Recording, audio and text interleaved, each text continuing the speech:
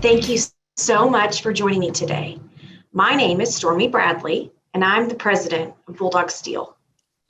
My business, combined with our sister company, Metal Solutions, generates over $20 million in revenue each year. Together, we're involved in over 300 projects as well. This includes dirt work, electrical, plumbing, HVAC, steel construction, interior finish, concrete, custom cabinetry and millwork, overhead doors, and a million other specialty items. At Bulldog Steel, we manufacture sheet metal and sell steel components and accessories for structural projects of all sizes and nature. With 16 plus years of experience, I have learned a few things about starting and running a business efficiently and managing projects of various detail. Myself, along with my team members, want to share our expertise with you through our initiative, Steel School. Get ready for helpful videos, guides, and tools you need to take your skills to the next level.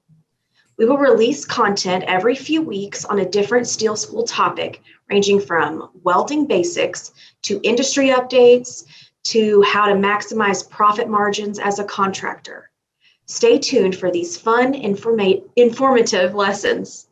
Welcome to your classroom. If your goal is to build revenue, increase profits, or even just start a new business, I believe the first thing you need to do is think about goal setting. Like every business owner, I like to stay busy. Between meetings, family, personal endeavors, my calendar is always packed. With so much going on around me, it's sometimes easy to get overwhelmed in the day-to-day tasks and lose sight of larger goals and get off on project timelines. I'm sure I'm not alone here. Every person with a business knows this feeling. Even if you're not necessarily a business owner, but rather someone who tends to juggle a lot, I want to tell you the key to continued growth is goal setting. Let me explain why setting proper goals can allow us to do it all and see growth this year, both personally and professionally. The first step to achieving your business goals is to set clear intentions and brainstorm your goals by evaluating your past year. What worked, what didn't? We have a spreadsheet that we just had on the slide display, and it's a tool that I use to filter my thoughts. It is called the KISS method. Keep, improve, start, and stop. Ask yourself these questions and filter through that, and that will help you get a good idea on where you want to start with your goals. What do you want to accomplish? Or better yet, what do you need to accomplish in order to achieve your vision of success? Setting goals for your business must be more detailed than just saying, I want to close more deals or I want to expand. You need a why, 3 to 5 reasons this goal is important to you. Because if you lose your why, you lose your way. I've mentioned this before, but personally, I recommend following Michael Hyatt's ideology when it comes to goals. He stresses the need for SMARTer goals, which stand for specific, measurable, actionable, risky, time-keyed, exciting, and relevant. Crafting goals that check all of these boxes is the best way to start achieving. I recommend standing in the future 3 to 5 years from now and describing what you see. I'm talking about, I'm 3 years in the future right now. What do I see? I see a large construction business. I have 20 employees. I do $3 million worth of sales. Whatever that looks like in the future that you imagine, you want it to be, you want to talk about it like it's your present day. Write that down. Then you can work backwards. If I want to achieve this, where do I need to start now? This is going to provide a foundation of where your goals should lead you.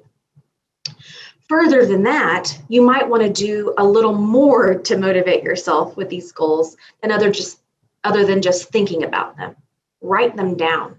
Writing down goals automatically makes them 40% more achievable. Writing your goals down makes them reviewable And reviewing your goals daily or at a minimum weekly keeps the focus on them and makes achieving them more doable. Achieving challenging goals as a business owner takes willpower, grit, and a lot of motivation. As I said earlier, if you lose your why, you lose your way. You need a strong motivator to get you to the end of your goal. You also need a good reward. I did say reward. As business owners, we're natural achievers. We don't usually rest and are always moving on to the next thing. It's important to take a moment and reward yourself when you achieve something so that you can ingrain the habit further. We are what we repeat. Rewards can be big or small depending on the size of your goal. I'm not going to bore you with the details of timelines and numbers on my goals, but I have big plans this year for Bulldog. I have plans to implement a new technology process because I know it will help my employees perform their jobs more efficiently.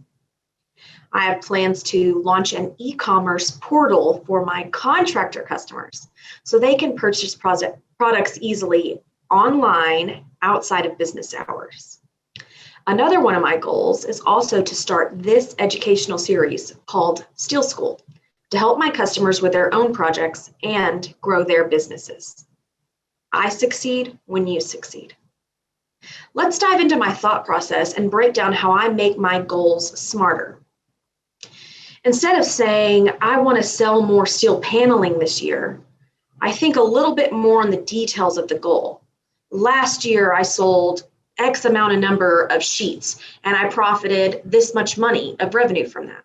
This year, because steel prices are finally leveling out, and I think I can sell more panel because it will be at a better price for my customers. Additionally, I have a lot more potential customers who are gearing up for larger projects this year. The last 2 years have really kind of stunted that growth. This year is oil prices are high, so that market's there. Car dealerships and things like that, those markets are there. So in theory, that's going to increase my need to sell more panel. I see the perfect target market for paneling. I just need to market my business as a solution to that problem. And that's how my goal becomes actionable. Other than those points, I'm also going to think about how much I want to sell overall in the year. If I sold X amount of sheets and did X amount of revenue, I'm going to think I can up that, say 20%, maybe 10%, which would put me around a certain amount of money in sales this year. Also, I think I need to keep a timeline in perspective too. So I have 9 months before the end of the year. So I have 9 months to complete my goal by the end of 2022.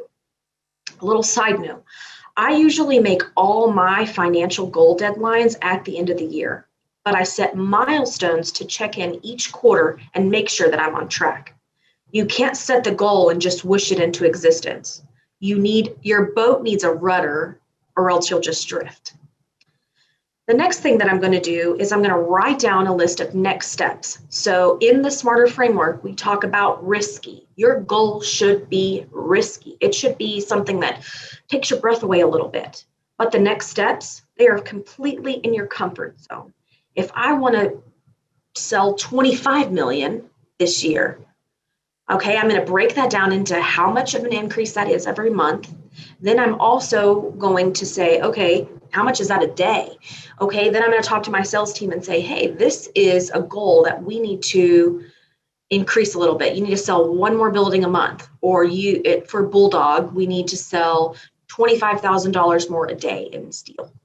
So having that big goal should be a little bit scary.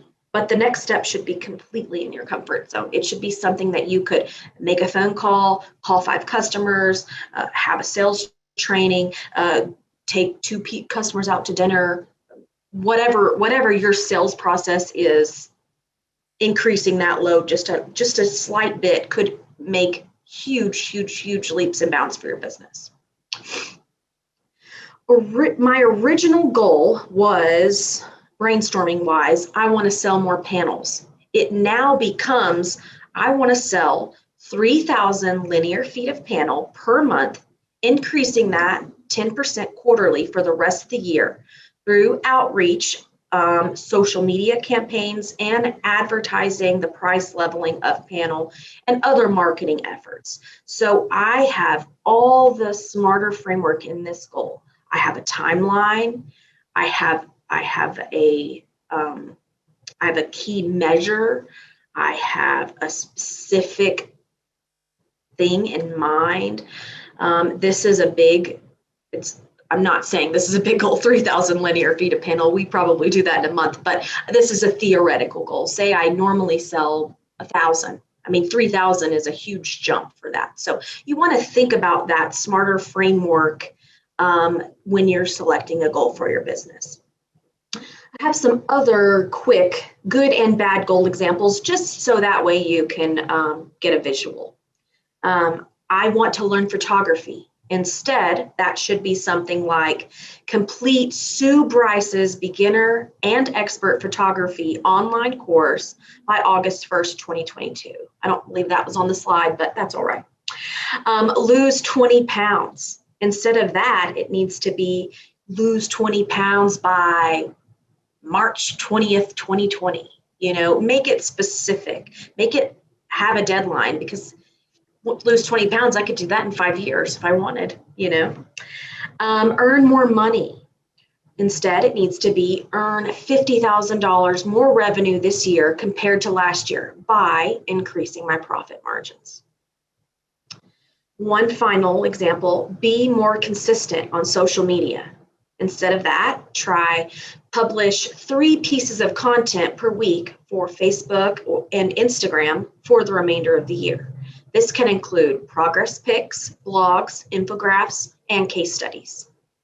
You can take this approach into any aspect of your business relating to the construction industry or not. If your goals are related to hiring a new team member, offering a service, expanding your reach, or anything else, just remember smarter and apply the how and why to your goals.